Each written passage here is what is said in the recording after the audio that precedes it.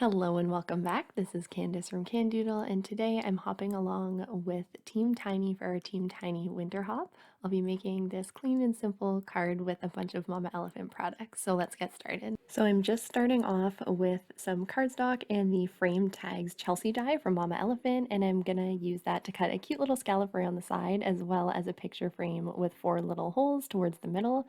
And then once I have that die cut, I'm going to use a piece of Strathmore Bristol Smooth paper and just washi tape that behind so I can mark off where my windows are going to go with some pencil.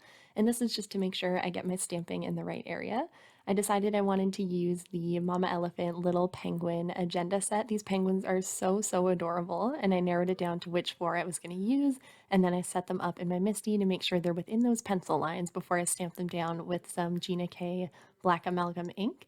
And then we are going to move on to the coloring. So for the coloring on this card, I decided to go with my Zig Clean Color Real Brush pens, which is why I stamped these on Strathmore Bristol Smooth. I find that this paper works the best with these pens.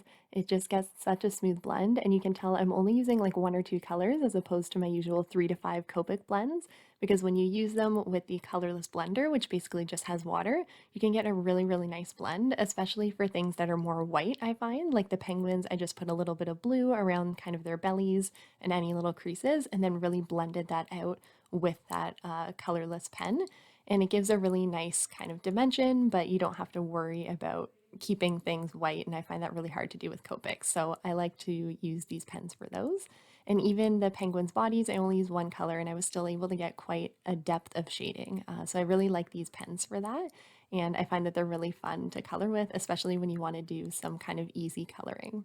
And again, I'm not an expert, so if I'm able to do this, anyone is able to. So once the coloring is done, I came back in to make sure that those are going to be in the right spot in my windows, and I decided I wanted to add some little grounding for them to make it look like they were standing on ice or snow. So I just drew that in with a pencil first, and then I'm going to come in with my Copic multi-liner and add some dimension just with the same blue color that I used on my penguins. And then I realized I forgot to erase my pencil marks, so I did that before I went any further, just to make sure they don't show up on the final card. And then I'm just gonna blend out those little ground scenes to give the snow or the ice that they're standing on a little bit of dimension. And so once that was done, I'm coming in with my die cut again. I used regular glue on all of it except the middle piece. I wanted that to stick down really well, especially because there was a little bit of extra room. So I used some double-sided tape and then half peeled it until it was on and stuck in all the other areas. And then I used my tweezers to peel off the rest. And it just gives it a really nice close to make sure that it sits perfectly on the card. On the back, I popped that up just with some old cardstock because I wanted it to have some lift and dimension off of the card base, but not quite enough to use foam tape.